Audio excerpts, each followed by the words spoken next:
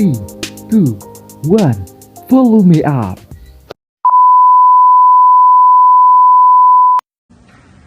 Halo sobat-sobat di rumah, hari ini saya dan Aldi kita akan sama-sama bahas terkait hukum perkawinan yang ada di Indonesia. Hari ini serunya saya tidak sendiri karena sudah ada dua pembicara yang tentunya sangat keren. Ada Kaim dan juga Kami. Saya adalah seorang mahasiswa, jadi saya bergabung dalam beberapa organisasi dan mengikuti beberapa kegiatan untuk menambah relasi dan juga pengetahuan. Oke, jadi kesibukan saat ini sebagai mahasiswa hukum juga, selain itu aktif berorganisasi di kampus. Nah, narasumber kedua kita, sobat semua ada Kamedi. Halo Kamedi, disapa dulu teman-teman.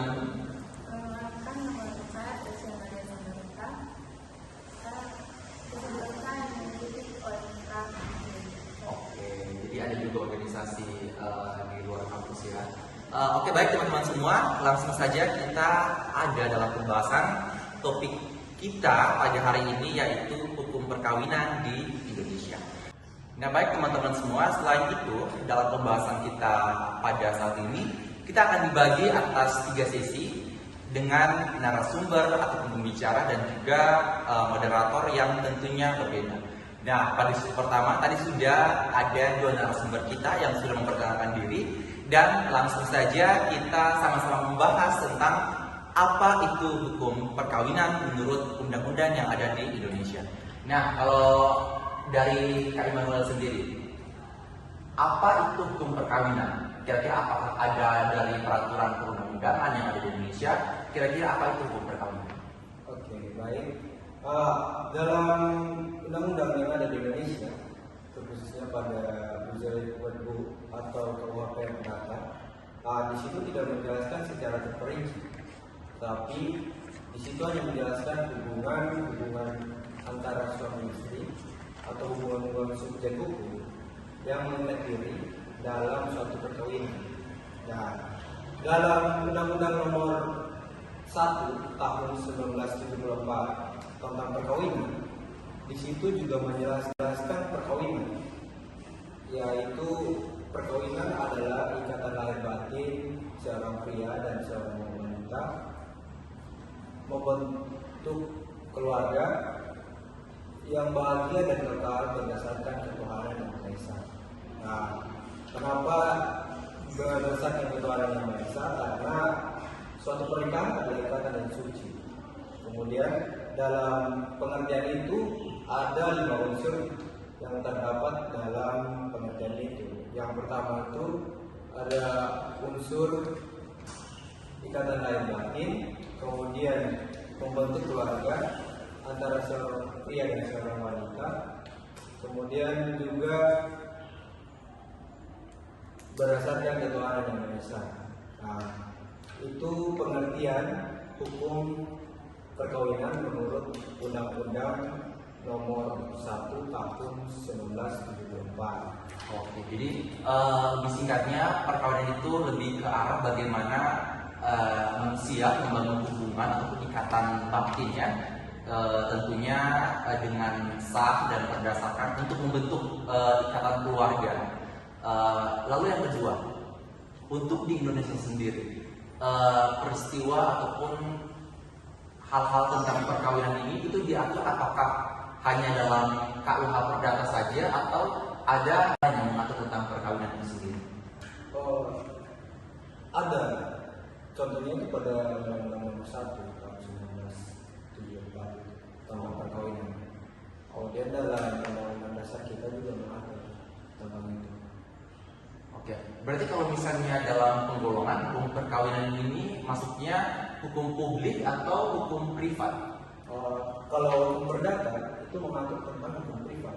Dan hukum perkawinan itu terdapat pada buku pertama dalam kitab undang-undang hukum perdata. Oke, jadi sobat-sobat di rumah juga harus tahu ya kalau misalnya hukum perdata juga mengatur tentang perkawinan itu sendiri, terutama terdapat di buku pertama KUH Perdata. Nah, selain itu saya akan lanjut ke Kamedi. Nah, Kamedi mungkin teman-teman di rumah juga penasaran terkait tentang perkawinan itu sendiri.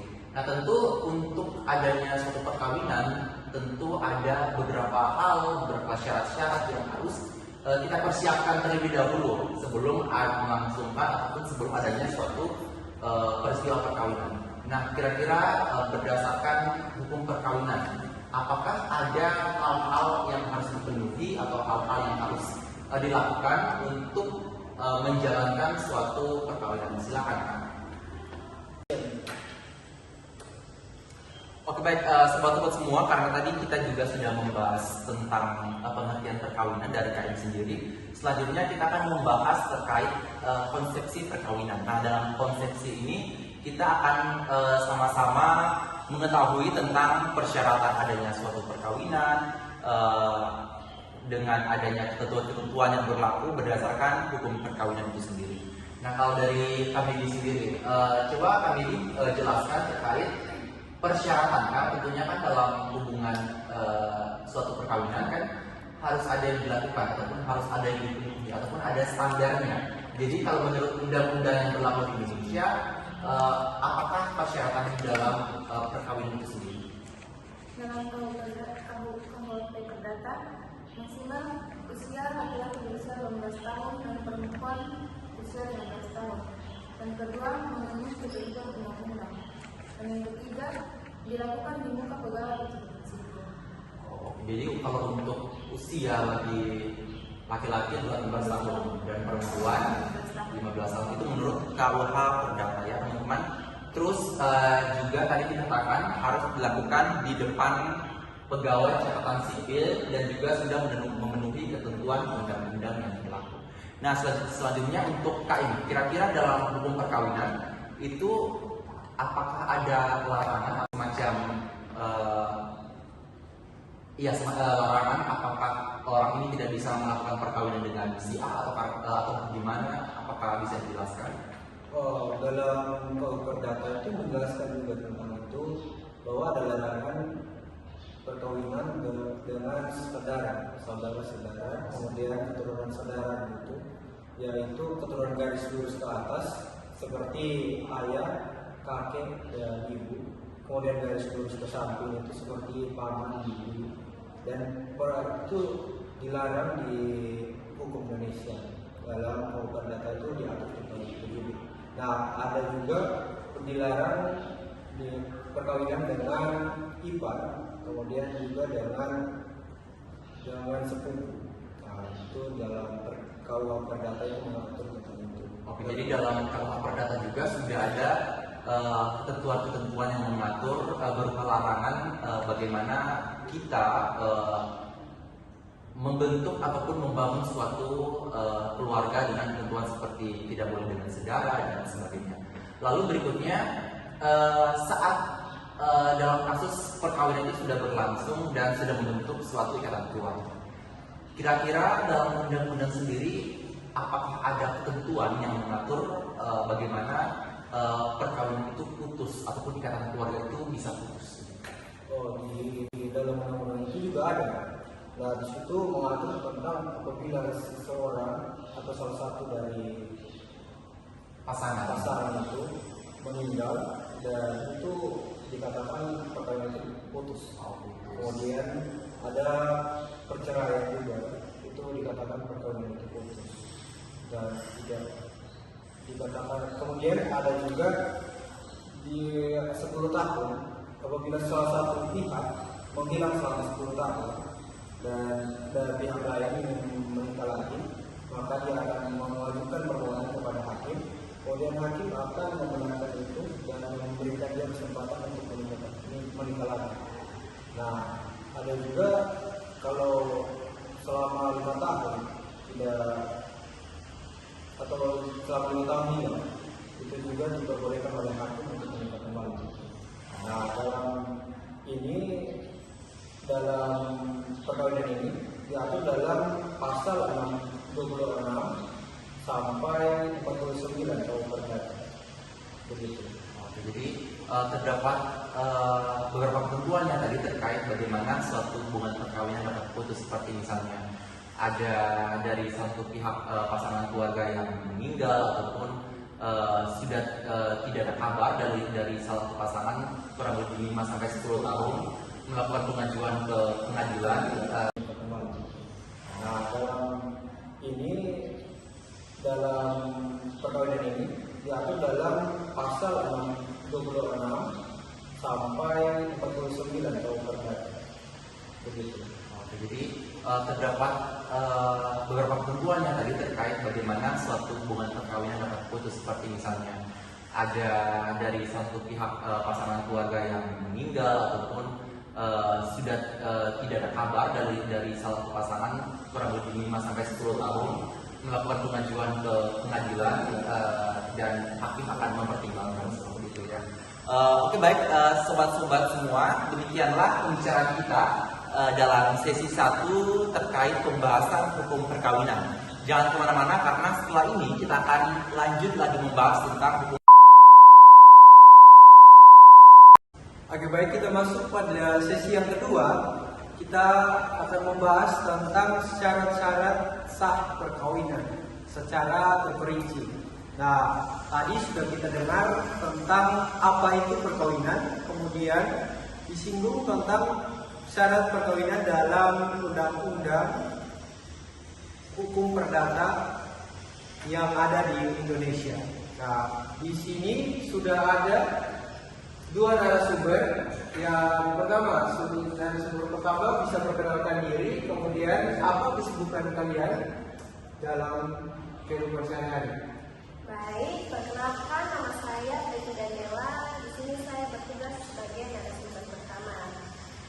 Kesibukan saya sehari-hari ya pekerjaan rumah, membantu orang tua ya. Baik. Dan narasumber yang kedua, silakan perkenalkan diri. Saya daripada apa kesibukan saya yang belajar seperti mahasiswa yang lain. Baik. Nah, di sini kita akan membahas tentang syarat-syarat perkawinan dan kita akan membahas secara terperinci menurut Undang-Undang Nomor 1 Tahun 1974 tentang perkawinan. Nah, dan menurut narasumber pertama, syarat-syarat perkawinan yang sah di Indonesia itu seperti apa dalam Undang-Undang Nomor 1 Tahun 1974? Narasumber yang pertama. Baik, dalam Undang-Undang Nomor 16 Tahun 2019 mengatur tentang syarat-syarat perkawinan pada bab 2 pasal 6 sampai dengan pasal 12. Baik, pada pasal 6 sampai pasal 12 membahas tentang syarat material dan syarat formil diatur dalam pasal yang 12. Syarat material dapat disimpulkan pada pasal 6 sampai pasal 11. Yang pertama, perkawinan harus didasarkan atas persetujuan kedua calon mempelai. Dan yang kedua, untuk melangsungkan perkawinan, seorang yang belum berusia 21 tahun harus mendapatkan izin kedua orang tuanya atau salah satu orang tuanya apabila salah satunya telah meninggal dunia atau walinya apabila kedua orang tuanya telah meninggal apabila pria dan wanita sudah mencapai umur 19 tahun. Dan yang keempat, seorang yang masih terikat perkawinan dengan orang lain tidak dapat melangsungkan perkawinan lagi kecuali memenuhi syarat 3 ayat 2 dan pasal 4 Undang-Undang Nomor 16 Tahun 2019. Dan yang kelima, apabila suami dan istri yang telah cerai kawin lagi satu dengan yang lain dan bercerai lagi untuk kedua kalinya, maka di antara mereka tidak boleh melangsungkan perkawinan lagi sepanjang hukum masing-masing agama dan kepercayaan itu bersangkutan dengan menentukan lain. Dan yang terakhir, bagi seorang wanita yang putus perkawinan yang berlaku apabila suami dan istri yang telah bercerai kawin lagi dengan satu yang lain dan berlaku jangka waktu tunggu, sedangkan syarat formil yaitu tentang cara perkawinan yang disebutkan pada pasal 12 Undang-Undang Nomor 16 Tahun 2019. Syarat-syarat formil dapat diuraikan sebagai berikut. Yang pertama, setiap orang yang akan melangsungkan perkawinan harus memberitahukan kepada pegawai pencatat perkawinan perkawinan di mana perkawinan itu akan dilakukan sekurang-kurangnya 10 hari sebelum perkawinan itu dilangsungkan. Dan B, setelah syarat-syarat diterima, pegawai pencatatan perkawinan lalu diteliti apakah sudah memenuhi syarat atau belum. Hasil penelitian itu ditulis dalam daftar khusus untuk hal tersebut, yaitu pasal 6 dan 7. Yang ketiga, apabila semua syarat telah memenuhi, pegawai pencatatan perkawinan membuat pengumuman yang ditandatangani oleh pegawai pencatatan perkawinan yang membuat antara lain yang pertama, nama, umur, agama, pekerjaan dan nama calon pengantin. Yang D, barulah perkawinan itu dilaksanakan setelah hari ke-10 yang dilakukan menurut hukum masing-masing agamanya dan kepercayaan. Oke, baik. Tadi kita sudah mendengarkan penjelasan dari narasumber pertama yang menjelaskan tentang syarat-syarat sah perkawinan menurut Undang-Undang Nomor 1 Tahun 2019. Kita dalam undang-undang itu mengatur tentang ada beberapa syarat formil dan syarat material. Nah, dalam syarat material itu teman-teman akan diajak untuk memenuhi undang-undang itu apabila ingin melakukan pernikahan. Kemudian syarat formil itu yang akan dilangsungkan di pengadilan.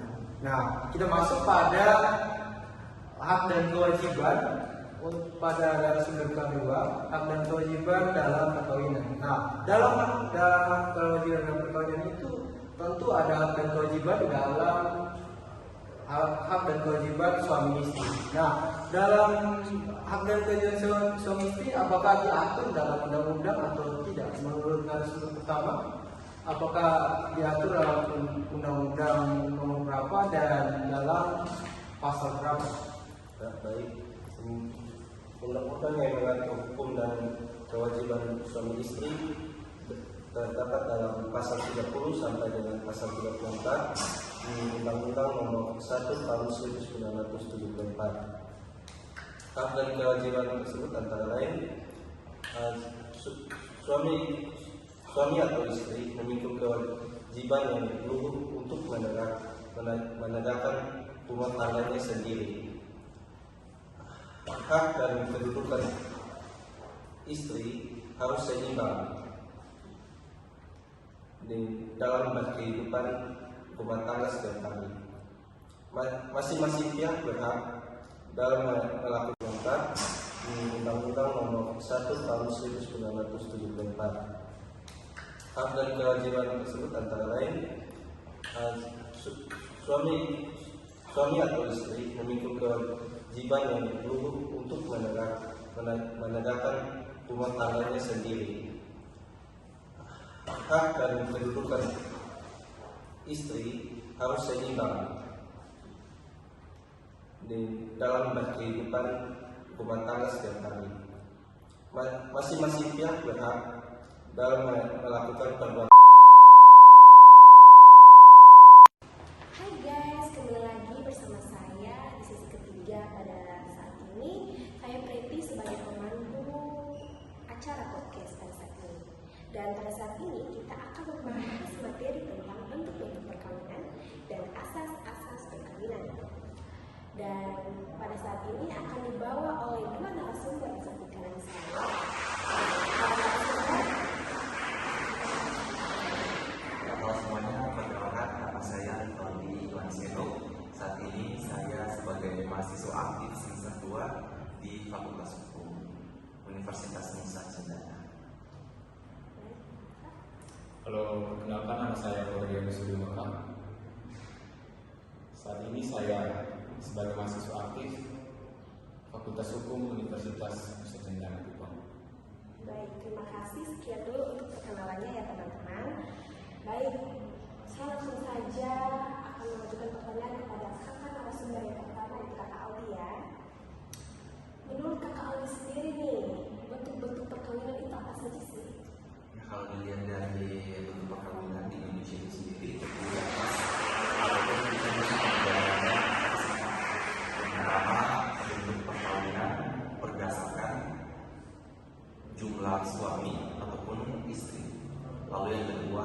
ada bentuk perkawinan berdasarkan asal dari suami. Yang ketiga, bentuk perkawinan berdasarkan kekerabatan dan persekutuan. Dan yang keempat itu ada bentuk perkawinan berdasarkan mas kawin atau biasa kita sebut mahar. Mungkin teman-teman yang di rumah kurang mengerti ya apa itu bentuk perkawinan berjumlah istri atau suami, bisa kakak jelaskan nanti lebih detail gitu. Oke, nah kalau untuk bentuk perkawinan berdasarkan jumlah suami atau istri ini, kita mengenalnya dengan dua kata atau dua istilah ya, itu monogami dan juga poligami. Nah kalau untuk monogami ini karena namanya saja sudah mono, jadi tiap pasangan itu memiliki satu pasangan saja, jadi tidak boleh lebih. Nah itu namanya monogami. Sedangkan kalau poligami sendiri justru kebalikan dari monogami, jadi suami bisa memiliki lebih dari satu istri dan juga sebaliknya, istri juga bisa memiliki lebih dari satu suami.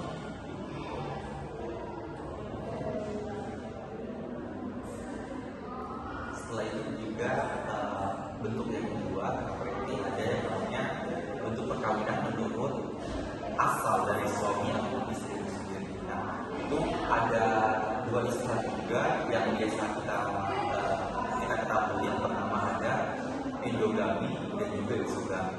Nah kalau endogami ini lebih kepada suatu perkawinan di mana suami istri ini masih dalam satu klan, satu etnis, satu suku yang sama. Sedangkan exogami itu bentuk perkawinan di mana suami atau istri ini berasal dari etnis, suku, dan klan yang berada di lingkungan yang berbeda. Terus yang ketiga itu ada bentuk perkawinan berdasarkan kekerabatan dan persekutuan. Nah, itu ada dua istilah. Yang pertama cross cousin dan juga parallel cousin. Lalu yang terakhir juga ada bentuk perkawinan berdasarkan mahar atau mas kawin. Ya, yang mahar tadi. Nah, kalau untuk mahar dan mas kawin ini kita bedakannya ada tiga. Yang pertama, mahar ataupun mas kawin dapat berupa barang berharga seperti misalnya cincin emas ataupun hal lain sebagainya, pokoknya yang berharga. Lalu yang kedua ada mas kawin berupa uang. Lalu yang ketiga mas kawin berupa hewan ataupun ternak seperti itu. Karena kalau dilihat dari mas kawin ini kan kita biasa pandangnya sebagai bentuk ketulusan hati, sebagai bentuk suatu ikatan dimulainya suatu perkawinan begitu. Berarti mahar itu sendiri kalau dalam NTT ya, atau khususnya Kupang, mahar itu beres ya? Iya betul, kalau yang nanti kita sebutnya dengan beres. Terima kasih Kakak Alvin. Selanjutnya saya akan lanjut kepada mode narasumber yang kedua. Di sini ada Kakak Alvin. Saya akan bertanya tentang asas-asas perkawinan. Menurut Kakak Alvin, asas-asas perkawinan itu apa? Kalau di Indonesia sendiri itu menghendaki suatu perkawinan dengan tujuan membentuk keluarga yang sejahtera dan kekal berdasarkan ketuhanan yang Maha Esa. Di Indonesia sendiri terdapat 6 asas perkawinan. Yang pertama, asas sukarela. Yang kedua, asas partisipasi keluarga. Yang ketiga, perceraian dipersulit. Keempat, poligami dibatasi dengan ketat. Yang kelima, pematangan calon mempelai. Dan yang terakhir, memperbaiki derajat kaum wanita. Baik, terima kasih kepada Kakak Ordin dan Kakak Aldi yang telah menyampaikan materi yang sangat bagus pada saat ini. Sekarang kami akan mengakhiri sesi podcast kami pada saat ini. Saya Preti. Saya Rivaldi. Saya Ordin. Kami mohon undur diri. Sampai jumpa.